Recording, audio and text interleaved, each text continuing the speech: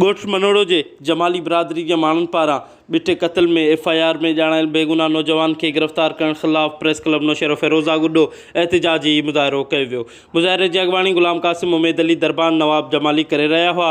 इन मौक़े ते राज TV सां ॻाल्हाईंदे ग़ुलाम क़ासिम जमाली चयो त हफ़्तो अॻु मनोड़ जे नजफ़शाह कॉलोनी में जवाबदार निसार जमाली मसमात शमीम ऐं उनजे पुटु सोहेल मंदाराई खे गोलियूं हणी क़त्ल कयो वियो हो, जंहिंजो सॼो ॻोठु अखियुनि ॾिठो शाहिद आहे। जंहिंखां पोइ क़ातिल निसार जमाली हथियारबंद समेत मनोड़ चौक ते पुलिस अॻियां पाण पेश थी गिरफ़्तारी ॾिनी हुई।